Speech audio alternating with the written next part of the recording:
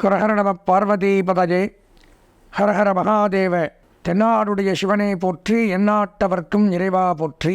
வக்ரதுண்ட மகாகாய சூரியகோடி சமப்பிரப நிர்விக்னம் குருமே தேவ சர்வ காரியேஷு சர்வதா.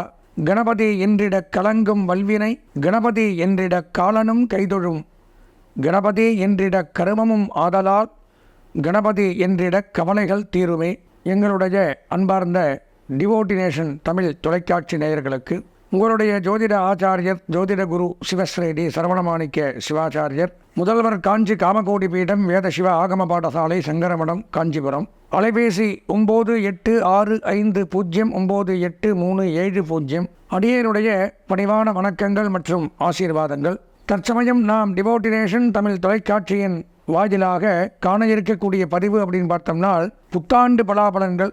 புத்தாண்டு அப்படின்னா ஆங்கில புத்தாண்டு வருகின்ற 2025ஆம் ஆண்டு மேஷம் முதல் மீனம் ராசி வரை இந்த 12 ராசி நேயர்களுக்கும் என்னென்ன பலாபலன்கள் எப்படி இருக்கும் அப்படிங்கிறத தான் இந்த பதிவில் நாம் இப்போது பார்க்க இருக்கின்றோம்.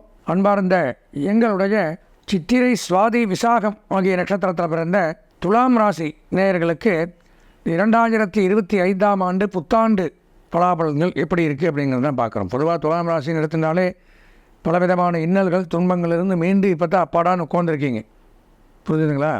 அதில் வரக்கூடிய கிரகங்களும் நன்மையை செய்யக்கூடிய விதத்தில் தான் இருக்குது. இருந்த கேது பகவான் 12ஆம் இடத்துல விரயஸ்தானத்தில் இருந்து தங்களுக்கு பலவிதமான துன்பங்கள், துயரங்கள், வேதனைகள், நரம்பு ரீதியான பிரச்சனைகள் எத்தனைதான் செஞ்சாலும் கெட்ட பேர் பாராட்டுங்கிறதே நமக்கு இல்லை. இவ்வளோ உழைக்கிறோம், மாடு மாறி காலை முதல் இரவு வரை டைம் இல்லாமல் வேலை செய்கிறோம், இப்படிலாம் பலவிதமான கஷ்டங்களும் கேள்விகளும் நம்ம மனசுக்குள்ளேயே வச்சுருப்போம். அதிலெல்லாம் இருந்து விடுபடக்கூடிய ஒரு காலம், நமக்கு நன்மைகள் நடைபெறதுன்னா இந்த காலகட்டம் தான், 2025 தான். கேது பகவான் பயிற்சியை இந்த ராகுவும் கேதுவும் போட்டு உங்களை இந்த கடந்த 4-5 வருஷமாக வாட்டி விதைச்சிட்டாங்க.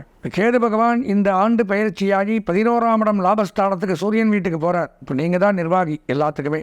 உங்களுடைய சொத்தை மற்றவர்கள் அபகரித்து அதிலேயே நீங்கள் பணியாளாக வேலை செய்த இடத்துல எவ்வளோ மனவேதனை இருக்கும். அப்போ அந்த இடத்திற்கு சூரியன் ராஜா தலைமை பொறுப்பு, நிர்வாகம் அனைத்து சாவியும் உங்கள் கைக்கு வரும். இழந்த செல்வத்தை பெறக்கூடிய அமைப்பு. நீங்கள் தான் நிர்வாகம் பண்ணணும். அப்பேற்பட்ட இதையும் உங்களுடைய பொருளையும் நீங்கள் நிர்வாகம் பண்ணுவீங்க. உங்களுடைய பொருளையும் மற்றவர்கள் நிர்வாகம் பண்ணி அதிலேயே நீங்கள் வேலை செஞ்சுருந்தீங்க. இப்போ அதெல்லாம் விலகி உங்கள் பொருள் உங்கள் கைக்கு வரும். நீங்கள் தான் அதுக்கு முழுக்க அதிகாரி, நிர்வாகி, அந்த மாதிரி அமைப்பை கொடுப்பார். வெளிநாடு போகக்கூடிய அமைப்பு கண்டிப்பாக உண்டு. ஏதோ ஒரு காரணம், சும்மா சுற்றுலாச்சும் என்ஜாய் ஜாலியாக சுற்றி பார்த்துட்டு வர்ற கூட போகலாம். அந்த மாதிரி அமைப்புகள் உண்டு. 2ஆம் இடத்துல புதன். குடும்ப ஒற்றுமை மேலோங்கும், குடும்ப வளர்ச்சி அதிகரிக்கும், குடும்பத்தில் இருந்து வந்த பிரச்சனைகள் விலகும், குடும்ப உறுப்பினர்கள் மூலமாக குடும்ப வருவாய் அதிகரிக்கும். அதே மாதிரி கல்வித்துறை, கல்லூரிகள், கல்விக்கூடங்கள், கல்விச்சாலைகள், தட்டச்சு, சுருக்கெழுத்து அகாடமி, டுட்டோரியல் காலேஜ், பயிற்சி நிறுவனங்கள், சொல்லிக் கொடுக்கக்கூடிய அனைத்து துறையுமே, பிறருக்கு உபதேசம் பண்ணக்கூடிய அனைத்து துறையில் இருப்பவர்களும் முன்னேற்றத்தை காணலாம். அது நிர்வாகம் பண்ணுறவங்களாக இருக்கட்டும், அங்கே பணியாற்றவர்களாக இருக்கட்டும், அங்கே படிக்கிறவங்களாக இருக்கட்டும், எல்லாத்துக்குமே இந்த புத்தாண்டுங்கிறது நன்மையை தரும். துலாம் ராசிக்காரர்களுக்கு நன்மையை தரும். ஆடிட்டிங், அக்கௌண்டன்ட், எழுத்து, teaching professional, IT, engineering, computer, கணினி, இந்த மாதிரி தொழில், அதெல்லாம் தயாரிக்கிறவங்க, அதை சரி பண்ணுறவங்க, அதில் ஒர்க் பண்ணுறவங்க, இவங்களுக்கெல்லாம் கூடுதல் நன்மைகள் அதிகரிக்கும். 3ஆம் இடத்துல சூரியன் மிகச்சிறப்பு. தாயார் வழி சொத்துக்கள், தந்தையார் வழி சொத்துக்களில் இருந்து வந்த வெள்ளங்கம் விவகாரங்கள் விலகும். பூர்வீக சொத்துக்கள், பித்ருராஜ்ய சொத்துக்கள் நமக்கு தானாக தேடி வந்து கிடைக்கும். பலவிதமான நன்மைகள். அரசாங்க பாராட்டுக்கள் கிடைக்கும். அரசு உத்தியோகம் கிடைக்கும். பல நாட்களாக அரசு உத்தியோகத்திற்காக விண்ணப்பித்திருந்து காத்திருக்கக்கூடியவர்களுக்கு அரசு உத்தியோக வாய்ப்பு கிடைக்குது. தகப்பனாருக்கும் கிடைக்கும். தகப்பனார் தான் அரசாங்க வேலையில் இருந்தால் பதவி உயர்வும் டிரான்ஸ்ஃபர் அந்த மாதிரியும் கிடைக்கும், கவலைப்பட வேண்டாம். 5ஆம் இடத்துல சுக்கிரன் சனி போகிறது ஒன்றே மிகச்சிறப்பு. ராசிநாதன் சனியோடு சேர்ந்திருக்கார் பூர்வ புண்ணியஸ்தானத்தில். பூமி, மனை, வீடு, நிலப்பலன்கள், விவசாய நிலங்கள், கால்நடைகள் இதெல்லாம் பராமரிக்கலாம், வாங்கலாம், வீடு கட்டலாம், கிரகப்பிரவேசம் பண்ணலாம், கட்டுமான பணி, அந்த துறையில் இருக்கக்கூடிய கன்ஸ்ட்ரக்ஷன் பிஸ்னஸ் பண்ணுறவங்களுக்கு நன்மை. நெடுஞ்சாலை, ஹைவேஸ் டிபார்ட்மெண்ட் அதில் நன்மை. போர்வெல், ரியல் எஸ்டேட், புரோக்கேஜ் இவங்களுக்கெல்லாம் நன்மை. இரும்பு சம்பந்தமான தொழில், ஆபரணம் செய்பவர்கள், டெக்ஸ்டைல் பிஸ்னஸ் பண்ணுறவங்க இவங்களுக்கெல்லாம் இந்த ஆண்டு கூடுதல் நன்மைன்னு எடுத்துக்கலாம். எக்ஸ்ட்ரா நன்மைகள் அதிகமாக. ராசிநாதனோட சனி, பேச்சு நடக்கும். உங்களுடைய பேச்சுவார்த்தைக்கு உண்டான பலன்கள் கிடைக்கும். பேச்சால் பல காரியங்களை சாதிக்கலாம். ஏவலுக்கு ஆட்கள் உண்டாகும். ராஜாவுக்கு சமமான மரியாதை நமக்கும் கிடைக்கும். அப்போ எவ்வளோ தூரம் நமக்கு நல்ல பலன்கள்ங்கிறத பார்த்துக்குங்க. 6ஆம் இடத்து ராகு 5ஆம் இடத்துக்கு பயிற்சியாகிறார். அதுவும் நன்மை. பூர்வ புண்ணியஸ்தானத்தில் ராகு வருவது அப்படிங்கிறது குழந்தைகளுக்கு நன்மை, உங்களுடைய வாரிசுகளுக்கு நன்மை. வாரிசுகள் நல்லா படிக்கும் அல்லது நல்ல உத்தியோகத்திற்கு வருவார்கள், பாராட்டுக்களை பெறுவார்கள். அவர்கள் சந்தோஷத்தை பார்த்து நீங்களும் சந்தோஷப்படுவீர்கள். 8ஆம் இடத்து குரு பயிற்சியாய் 9ஆம் இடத்துக்கு வரார் இந்த ஆண்டு. ஓடிப்போனவனுக்கு 9 குருன்னு சொல்லியிருக்கேன். அப்போ அது மிகச்சிறப்பு. திருமண பேச்சு கைகூடும், தடைப்பட்டு வந்த திருமணங்கள் நிச்சயிக்கப்படும், வம்சவருத்தி, புத்திரபாகியம், அதே மாதிரி என்னென்ன தேவையோ வீட்டிற்கு தேவையான அனைத்தும், வண்டி வாகனங்கள், வசதிகள், திருமணம், குழந்தை, கடன் தொல்லைகள் தீருதல், வியாபாரம், விவசாயம், உத்தியோகம் உயர்வு, வெளிநாட்டு பயணங்கள், கல்வி உயர்வு, இதெல்லாமே கொடுக்குறார் குரு பகவான். மிகச்சிறப்பானதொரு பொன்னான நேரம் அப்படின்னு பார்த்தோம்னா துலாம் ராசிக்கு இந்த ஆண்டு தான். ஆனால் நீங்கள் எதிர்பார்க்கவே மாட்டீங்க, தானாக இதெல்லாம் நடக்கும். சில விஷயங்கள் அதை யாரும் மாற்ற முடியாது. அது நன்மையான விஷயம், அதை நல்லா தெரிஞ்சுக்கணும். இப்போ துலா ராசிக்காரர்கள் எதுக்கு ஆசைப்பட மாட்டேங்க, தானாக போய் தேடி எதையும் வாங்க மாட்டேங்க, இன்னொருத்தர் கொடுத்தாலும் வேண்டாம்னு நினைப்பீங்க. ஆனால் குரு பகவான் கொடுக்குற அனுஷ்டாரம் அது யாருமே தடுக்க முடியாது. வேண்டாங்க நீங்கள் அனுபவிக்க வேண்டிய ஒரு நன்மைகளை அனுபவிக்க வேண்டிய ஒரு காலகட்டமாக தான் இந்த ஆண்டு துலாம் ராசிக்கு விளங்குது. 2025 100க்கு 100 மார்க் போகக்கூடிய ஒரே ராசி துலாம் ராசி அப்படிங்கிறத சொல்லிட்டு, கல்வி பயிலக்கூடிய மாணவர்கள் மற்றும் அரசியல்வாதிகள், பெண்கள், சுயதொழில், வியாபாரம், உத்தியோகம் அனைவருக்குமே 100% நன்மைகள் உண்டாகக்கூடிய அமைப்பில் தான் இந்த 2025 இருக்குது. நாம் இது வரைக்கும் இந்த பொதுவான கோச்சார பலாபலன்கள் அப்படிங்கிறத வச்சு தான் இந்த பலாபலன்கள் சொல்ல முடியும்.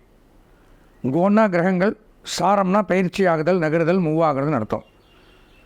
இப்போது கிரகங்கள் நான் முதல்ல சொன்னேன், 9 கிரகங்கள், 12 ராசிகள். ஒரு ராசியை விட்டு மற்றொரு ராசிக்கு கிரகங்கள் போவதற்கு பெயர் தான் பயிற்சி.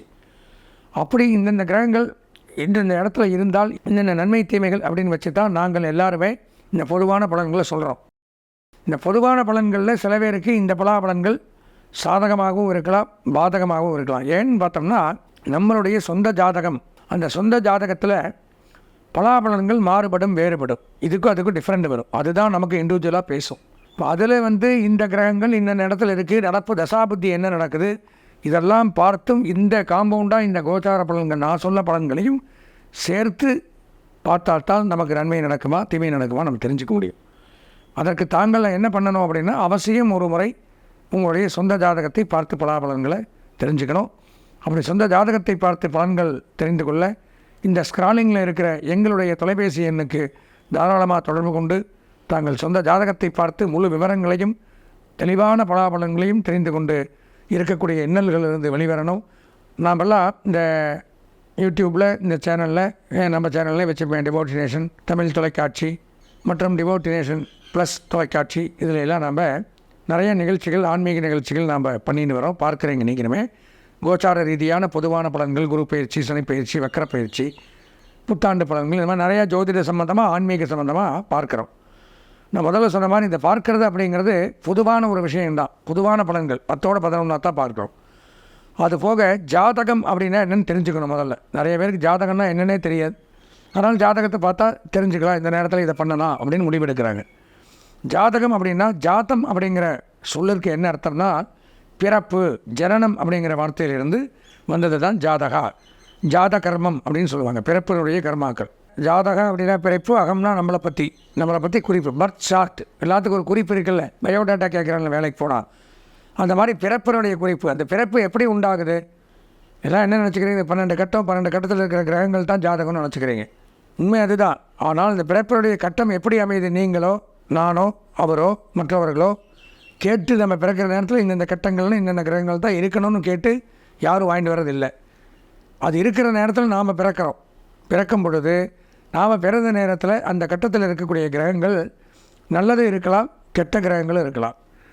எப்படி அந்த பிறப்பு அமையுதுன்னு பார்த்தீங்கன்னா, ஜனனி ஜென்ம சௌக்கியானாம் வர்தனி குலசம்பதா பதவி பூர்வ புண்ணியானா லிக்கியதே ஜென்ம பத்திரிகா. பூர்வ புண்ணியங்கள் 21 தலைமுறையில் நாம் செய்த பாவங்கள், புண்ணியங்களை வைத்துத்தான் பதவி. இந்த ஜென்மாவில் நமக்கு பதவி கிடைக்கிது. நீ இவனாரு, நீ அவனாரு, நீ இந்த வேலையை செய், நீ அந்த வேலையை செய்ன்னு சுவாமி நமக்கு ஜாதகத்தை அமைச்சு கொடுக்குறார். ஒரே விருச்சிக ராசியில் பிறந்திருக்கலாம், ஒரே மீன ராசியில் பிறந்திருக்கலாம். அவன் பிரைம் மினிஸ்டராக இருப்பான், இவன் இங்கே சாப்பாட்டுக்கே கஷ்டப்பட்டு இருப்பான். ராசியும் இதுவும் சம்மந்தம் இல்லை. புரிஞ்சுதா? அப்படி தான் இந்த கோச்சார பலன்கள் மற்றதெல்லாம். நம்மளுடைய சொந்த ஜாதக கட்டங்களில் என்ன கிரகங்கள் வீக்காக இருக்குது, எந்த கிரகங்கள் நல்லா இருக்குது. இப்போ நல்லா 9 கிரகங்கள், 8 கிரகங்கள் நல்லா இருந்தும் ஒரே ஒரு கிரகம் சரியில்லை அப்படின்னா இந்த 8 கிரகத்தினுடைய நல்ல பலாபலன்களும் வீணாக போயிடும். ஏன்னா ஒரு குடம் பால் இருக்குது, ஒரே ஒரு சொட்டு விஷம் போகிறோம், தூண்டு விஷம் போகிறோம், இந்த ஒரு குடம் பாலும் விஷமாயிரும். அப்போ நல்ல கிரகத்தையும் ஒரு கெட்ட கிரகம் இருந்தால் கண்டிப்பாக நல்ல கிரகத்தினுடைய பலாபலன்களையும் தடை செய்துவிடும். எனவே இந்த ஜாதகம் அப்படிங்கிறது நாம் கேட்டு வாங்கிட்டு வர்றதில்லை, இறைவனாக பார்த்து கொடுக்கறது. அப்பேற்பட்ட ஜாதகத்தில் நமக்கு இருக்கக்கூடிய கெட்ட பலாபலங்கள் என்னென்ன, நல்ல பலாபலங்கள் என்னென்ன அப்படிங்கிறது எப்படி தெரிஞ்சுக்க முடியும்? ஜாதகம் அவசியம் ஒரு தடவை பார்த்தா தான் தெரிஞ்சுக்க முடியும்.